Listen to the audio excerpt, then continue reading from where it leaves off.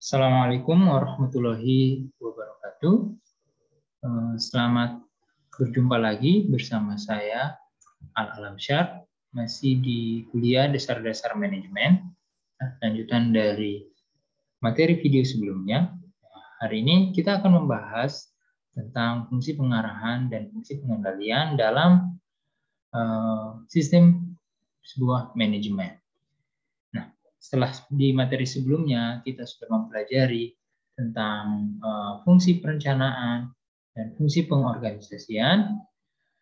Sekarang kita akan masuk di fungsi pengarahan dan pengendalian. Nah, fungsi ini merupakan lanjutan dari fungsi-fungsi yang sebelumnya sudah kita pelajari bersama. Pertama, kita akan membahas fungsi pengarahan. Fungsi pengarahan ini adalah fungsi manajemen yang terpenting dan paling dominan dalam sebuah manajemen. Karena di pengarahan inilah perintah itu sudah mulai dilaksanakan. Nah, pengarahan pada dasarnya adalah upaya untuk mengarahkan semua karyawan agar mau bekerja dan bekerja secara efektif dalam mencapai tujuan perusahaan itu sendiri. Secara umum, pengarahan dapat dinyatakan sebagai suatu proses pembimbingan, pemberian petunjuk dan instruksi kepada bawahan agar mereka mau bekerja sesuai dengan rencana yang sudah ditetapkan sebelumnya dan sudah dipilihkan berdasarkan kompetensi bagian yang mereka akan kerjakan tersebut. Di fungsi pengarahan inilah para karyawan itu akan diarahkan oleh seorang manajer. Nah, tujuan dari pengarahan itu ada 5 di sini. Yang pertama itu menjamin kontinuitas sebuah perencanaan.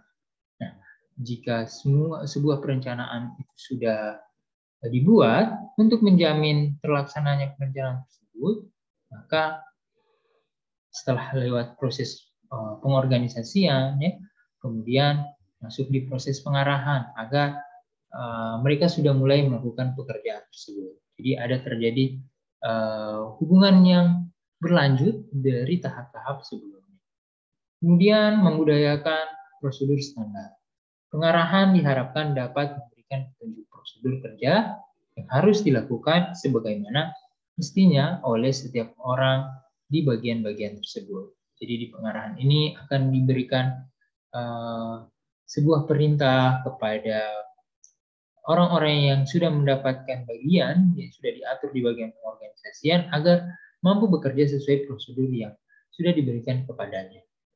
Yang ketiga itu menghindari kemangkiran yang tidak berarti. Maksudnya di sini adalah menghindari sebuah pekerjaan yang tidak dikerjakan, sesuatu yang tidak dikerjakan dalam proses perencanaan tadi yang sudah melalui proses pengorganisasian. Kemangkiran di sini berarti dia tidak melakukan pekerjaan tersebut dikarenakan sesuatu dan lain hal. Nah, di pengarahan ini akan ditekankan kepada para pekerja untuk bekerja sesuai dengan apa yang sudah diperintahkan kepada mereka.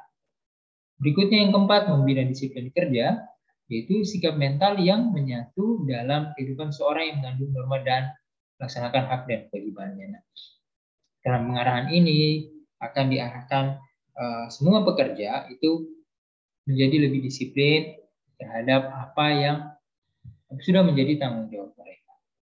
Dan yang terakhir itu membina motivasi yang terarah. Hal ini dimaksudkan agar semua karyawan dapat bekerja dengan baik dan terhindar dari kesalahan prosedur. Nah, kelima, tujuan ini ialah hal yang sangat dibutuhkan dan ingin dicapai dalam sebuah proses pengarahan. Nah, faktor-faktor yang memengaruhi fungsi pengarahan itu sendiri, yang pertama adalah tingkah laku manusia. Ya, tingkah laku manusia di sini yang lebih ditekankan ialah karyawannya dan pimpinan. Dalam hal ini pimpinan dalam membina kerjasama mengarahkan dan mendorong gairah kerja para bawahannya. Perlu memahami tingkah laku manusia agar bisa dipelajari dari psikologi, sosiologis, dan antropologi. Jadi faktor-faktor yang mengaruhi pengarahan itu yang pertama tingkah laku manusianya. Mau dilihat seperti apa tingkah laku manusia tersebut. Ya, orang yang mau diberikan arahan, orang yang memberikan pengarahan itu harus kita ketahui dulu tingkah lakunya. Terutama kalau kita sebagai orang yang memberi arahan, kita nanti sebagai seorang manajer, kita harus kita harus memahami tingkah laku orang yang kita beri arahan tersebut, agar kita tahu dan kita bisa memberikan sesuatu yang tepat, pengarahan yang tepat kepada karyawan kita yang kita berikan pengarahan. Faktor yang mempengaruhi juga adalah hubungan manusiawi, ya, hubungan antar orang per orang, antar pimpinan dan karyawannya. Nah, ini faktor yang mempengaruhi fungsi pengarahan itu bisa jalan. Kalau hubungan manusiawi, hubungan kekerabatan itu terjalin dengan baik, maka kita tidak akan mendapatkan kesulitan ketika memberikan pengarahan kepada bawahan kita. Jadi kita menjadi seperti seorang manajer. Kemudian komunikasi. Nah, komunikasi ini merupakan hal penting ya dalam manajemen, apalagi dalam pengarahan itu sendiri. Karena di faktor pengarahan ini tadi, fungsi pengarahan, faktor komunikasi itu penting. Bagaimana caranya orang berkomunikasi satu sama lain, dia memberikan perintah, apakah komunikasinya bisa baik dilakukan ya dengan bawahannya, karena tidak banyak kita lihat para atasan yang memiliki faktor komunikasi yang kurang baik, sehingga bawahannya juga ogah-ogahan untuk menerima arahan dari atasannya, karena mungkinnya orangnya temperamen sehingga mengakibatkan komunikasinya itu kurang baik. Berikutnya kepemimpinan. Nah, ini masalah kepemimpinan ini menyangkut antara hubungan antara pemimpin dan orang-orang yang dipimpin. Karena kalau seperti kita bahas di pertemuan sebelumnya mengenai kepemimpinan, sedikit kita jelaskan ya, ini adalah sebuah hal yang hadir dari dalam diri kita. Ya. Seorang pemimpin tentu dituntut memiliki jiwa kepemimpinan, bakat yang harus dia miliki untuk memberikan arahan dengan baik. Jika jiwa kepemimpinannya itu memang ada, maka komunikasinya pasti juga akan bisa berjalan dengan baik, terus hubungan manusiawinya, hubungan kekeluargaan, hubungan kekerabatannya dengan karyawannya itu bisa terjalin dengan baik. Seperti itu.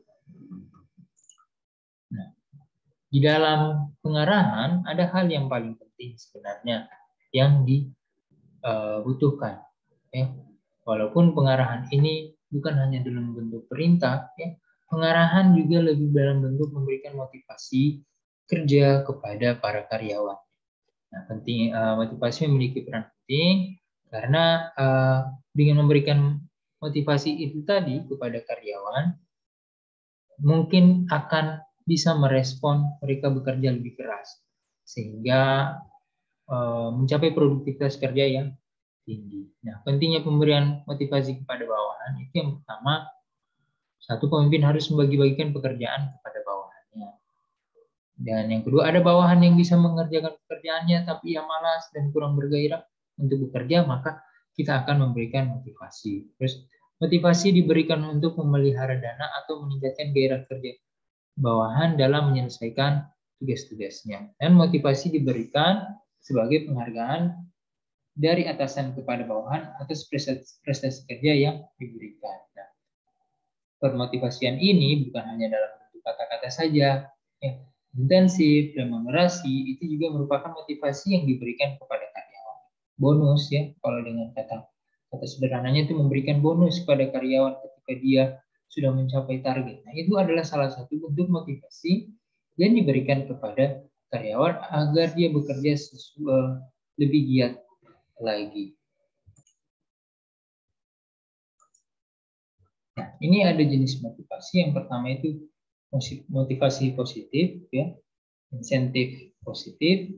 Manajer memotivasi bawahan dengan memberikan hadiah kepada mereka yang memiliki prestasi yang baik. Nah, seperti tadi saya katakan, memberikan bonus kepada karyawan yang berprestasi, ya, sudah mencapai target penjualan, misalnya kalau bagian pemasaran, ya, karyawan bekerja dengan baik dan rajin. Nah, motivasi ini diharapkan dapat meningkatkan semangat kerja bawahan tersebut. Karena ya manusia pada umumnya pasti senang menerima hal yang baik-baik, ya. Menerima hadiah manusia itu pasti senang, dan ketika dia diberikan hadiah pasti secara tidak langsung hatinya itu akan tergerak untuk melakukan hal yang baik. Nah, motivasi negatif ini manajer motivasi memberikan motivasi kepada bawahannya dengan memberikan hukuman kepada mereka yang pekerjaannya kurang baik, memberikan sanksi ya. Nah, ini juga sebuah motivasi sebenarnya agar yang lain yang malas-malas ketika bekerja maka akan dipotong gajinya. Ya, jadi yang lain melihat mungkin dia akan bekerja lebih rajin lagi, melihat temannya diberikan sanksi dia bekerja lebih rajin lagi agar tidak mendapatkan sanksi tersebut, mungkin karena mereka takut dihukum ya, sehingga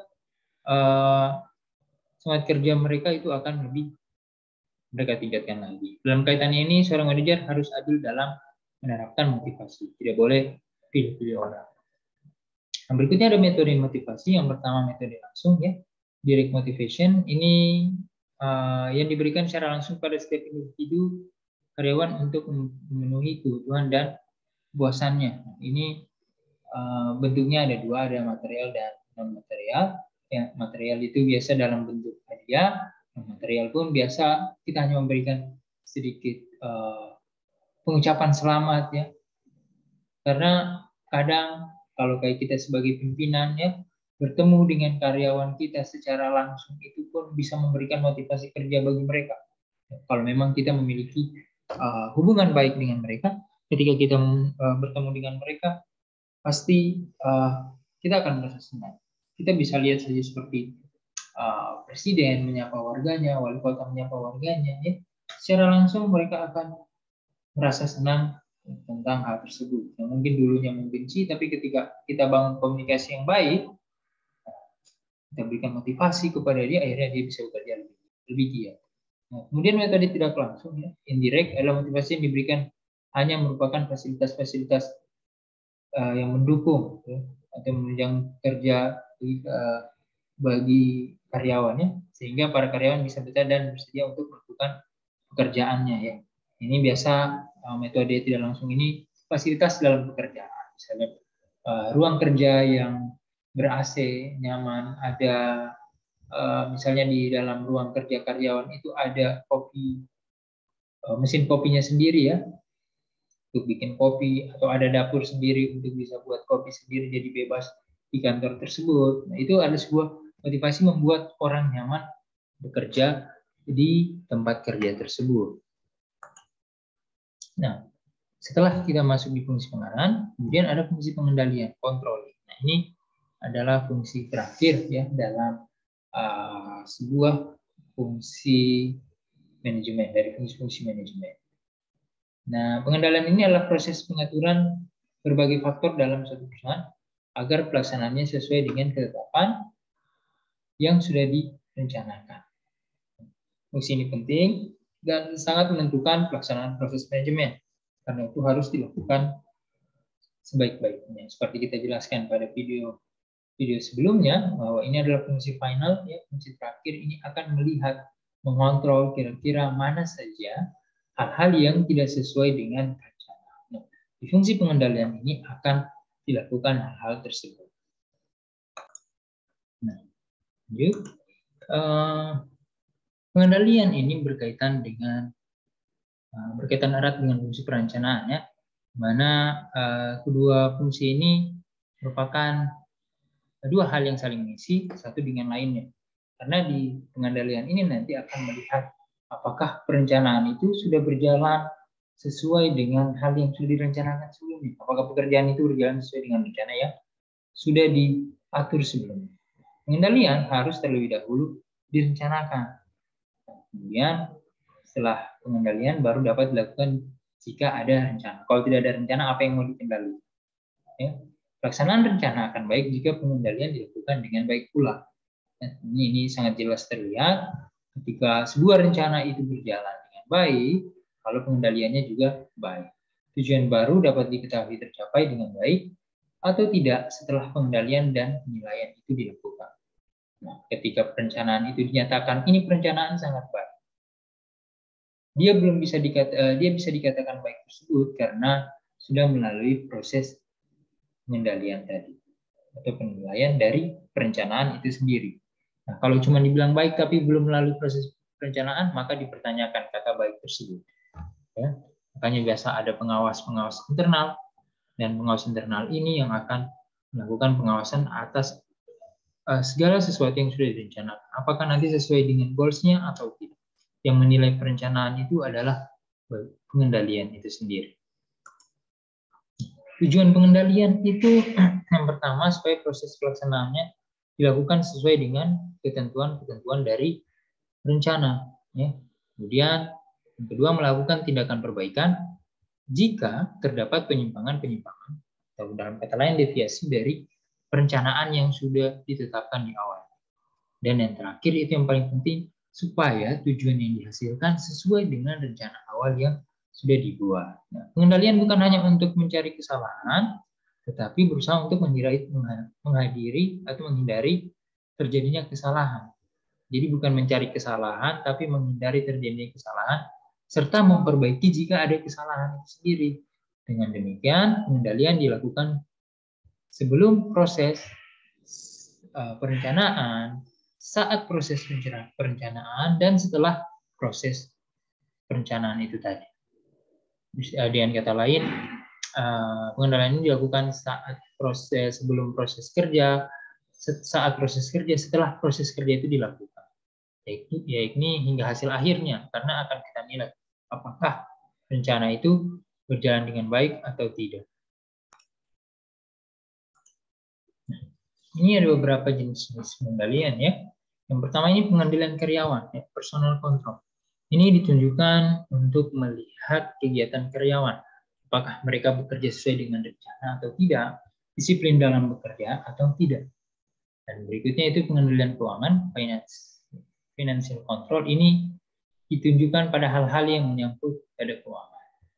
Mulai dari pemasukan, ya, pengeluaran, termasuk pengendalian penganggaran. Apakah ada anggaran-anggaran yang terbuang sia-sia, anggaran yang keluar tidak sesuai dengan anggaran yang sudah direncanakan. Kemudian ada pengendalian produksi, production control, ditunjukkan untuk mengetahui kualitas dan kuantitas produksi yang dihasilkan, apakah sesuai dengan standar atau tidak.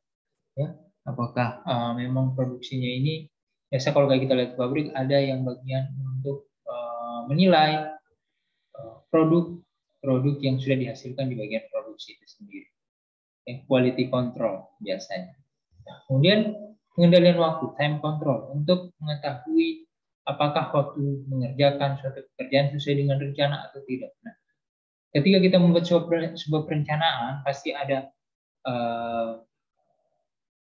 time series atau waktu yang sudah ditentukan untuk mengerjakan tahapan-tahapan yang ada. Nah, di pengendalian waktu ini akan dilihat apakah terjadi deviasi atau pelanggaran waktu tidak sesuai dengan apa yang sudah ditentukan di perencanaan sebelumnya. Kemudian ada pengendalian teknis. Ini technical control, ditunjukkan pada hal-hal yang bersifat fisik dan teknis pelaksanaan. Kemudian pengendalian kebijakan, policy control, ditunjukkan untuk mengetahui dan menilai apakah kebijaksanaan organisasi dilaksanakan sesuai dengan yang digariskan atau tidak. Apakah dia hanya melompat kewenangan, ya. Kemudian ketujuh ini pengendalian penjualan, sales control, ditunjukkan untuk mengetahui apakah produksi jasa yang dihasilkan terjual sesuai dengan target atau tidak. Ya, ini biasa di bagian pemasaran. Nah, ketika tidak sesuai dengan target akan dilihat permasalahannya apa. Kemudian pengendalian investasi, ya, untuk mengetahui keberadaan inventaris perusahaan. Pengendalian inventaris, ya, inventory control, untuk mengetahui keberadaan inventaris perusahaan, ada di mana saja perusahaan, aset-aset yang dimiliki oleh perusahaan, apakah masih layak atau tidak, gitu. Jika tidak, apakah nanti barangnya ada atau tidak, inventarisasi, ya. Kemudian pengendalian pemeliharaan, maintenance control, untuk mengetahui semua inventaris perusahaan dipelihara dengan baik atau tidak. Setelah tadi kita melakukan inventaris, ada pengendalian pemeliharaan. Nah, semua pengendalian ini, ya, jenis-jenis pengendalian ini diharapkan ada di dalam suatu usaha. Tujuannya agar melihat apakah sesuatu yang direncanakan, ya, itu sesuai atau tidak dengan apa yang nantinya diharapkan. proses pengendalian itu dilakukan secara bertahap dengan langkah-langkah sebagai berikut. Yang pertama itu menentukan standar-standar yang akan digunakan sebagai dasar pengendalian. Misalnya kayak tadi pengendalian produksi, pengendalian hasil produksi, kita akan lihat dulu standarnya, kira-kira standar kualitasnya seperti apa. Nah, kemudian kita mengukur pelaksanaan atau hasil yang telah dicapai. Ya, apakah pelaksanaan sudah sesuai atau tidak dengan hasilnya? Ya, membandingkan pelaksanaan atau hasil dengan standar untuk menentukan penyimpangan jika ada. Nah, misalnya terus melakukan perbaikan jika terdapat penyimpangan agar pelaksanaan dan tujuan sesuai dengan rencana. Kita mulai dari tahap 1, misalnya menentukan standar-standar yang digunakan. Nah, misalnya tadi bagian produksi, ya, bagian produksi diharapkan dalam 1 bulan itu bisa memproduksi misalnya 1 ton keripik pisang, ya. Nah, kemudian kita akan setelah kita dapat data standarnya, kita akan mengukur pelaksanaan atau hasil yang telah dicapai dalam waktu 1 bulan. Misalnya datanya kita ambil di bulan sebelumnya. Ya.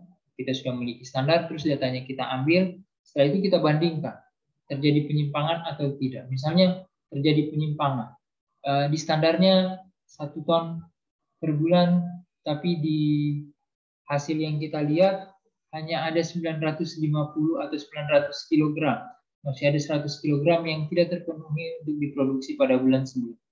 Nah, di tahapan yang keempat, ya, langkah yang keempat, kita akan melakukan perbaikan. Kita checklist di mana permasalahannya, di mana penyimpangannya, ya. Kemudian kita perbaiki untuk mencapai tujuan yang sudah sesuai dengan rencana usaha itu tadi. Seperti itu adalah langkah-langkah dalam proses pengendalian. Nah, cara pengendalian atau pengawasan itu ada beberapa. Yang pertama ini pengendalian atau pengawasan secara langsung. Ini adalah pengawasan yang dilakukan sendiri oleh manajer, terutama untuk mengetahui apakah pekerjaan dilakukan dengan baik atau tidak. Kemudian ada pengawasan tidak langsung, ini jarak jauh, ya, dilakukan dengan meminta laporan tertulis dari bawah, mengumpulkan laporan. Dan pengawasan berdasarkan kekecualian, ya, adalah pengendalian atau pengawasan yang dikhususkan untuk kesalahan-kesalahan yang luar biasa dari hasil standar yang sudah diharapkan. Nah, ini pengawasan khusus kalau kekecualian ini. Kalau memang kita lihat penyimpangannya itu cukup besar atas dari rencana yang kita buat. Nah, fungsi-fungsi dari pengawasan itu tadi yang pertama itu mencegah terjadinya berbagai penyimpangan, ya, atau kesalahan. Nah, guna mencegah hal tersebut, pengawasan harus dilakukan secara rutin, disertai dengan berbagai penjelasan bahkan pemberian sanksi terhadap penyimpangan jika ada penyimpangan yang terjadi. Kemudian fungsi yang kedua itu memperbaiki berbagai penyimpangan atau kesalahan yang terjadi agar tidak merugikan perusahaan. Terus mendinamisir organisasi perusahaan serta segenap kegiatan manajer lainnya dengan harapan bisa mencegah terjadinya berbagai penyimpangan. Dan yang terakhir itu mempertebal rasa tanggung jawab dan diharapkan setiap karyawan akan selalu bisa lebih bertanggung jawab atas apa yang sudah diberikan pada mereka. Ya. Nah, ini ada prinsip-prinsip dasar pengawasan, ya. Yang pertama adanya rencana dalam pengawasan. Sebab dengan adanya rencana yang matang akan merupakan standar alat mengukur berhasil atau tidaknya sebuah pengawasan. Yang kedua, adanya pemberian instruksi atau perintah dan wewenang kepada bawahan dapat merefleksikan berbagai sifat dan kebutuhan dari berbagai kegiatan yang diawasi. Sebab masing-masing kegiatan seperti produksi, pemasaran, keuangan, ya, memerlukan sistem pengawasan sesuai dengan bidang. Ya, jadi ketika kita mengawasi harus sesuai dengan bidang yang kita awasinya. Kita awasi, ya. Bila bisa segera dilaporkan jika adanya berbagai penyimpangan. Pengawasan harus bersifat fleksibel, ya, dinamis dan ekonomis. Dapat merefleksikan proses organisasi dapat menjamin diberlakukannya tindakan korektif. Ya, ini segera mengetahui apa yang salah, di mana terjadinya kesalahan tersebut, serta siapa yang harus bertanggung jawab atas kesalahan yang terjadi. Nah, ini terakhir adalah teknik pengawasan ya. Teknik pengawasan yang dimaksud di sini adalah bagaimana cara melaksanakan pengawasan dengan baik ya, yang terlebih dahulu menentukan titik-titik pengawasan. Dan dari sinilah bisa ditarik kesimpulan mengenai keadaan perusahaan tersebut. Ya, dalam melaksanakan pengawasan perlu ditetapkan teknik-teknik pengawasan tertentu agar pengawasan tersebut dapat berlangsung secara efektif dan efisien. Nah, pertama itu kalau kita lihat di sini teknik pengawasan, yang pertama pengawasan yang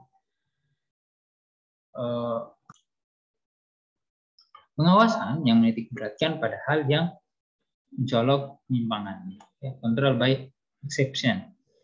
Berikutnya itu pengawasan yang menitik beratkan pada pengendalian di dalam bidang pengeluaran. Dan yang ketiga itu pengawasan yang menitik beratkan pada orang-orang yang dipercaya atau orang-orang yang merupakan kunci dari pekerjaan tertentu. Control through person. Terus teknik pengawasan yang ketiga itu pengawasan dengan memperhatikan penggunaan waktu dan waktu yang disediakan atau diberikan. Dan terakhir pengawasan dengan menjalankan suatu rangkaian pemeriksaan, verifikasi, audit ya secara sistematis kepada hal yang kita awasi. Nah, dari yang pertama ini kita control by exception ini kita menitik beratkan pada apa yang saja yang menyimpang, itu saja yang akan kita berikan pengawasan yang ekstra. Ya. Terus ada juga pengawasan untuk di bagian keuangan ya, control through cost ya, menitik beratkan pada pengendalian dalam bidang pengeluaran saja.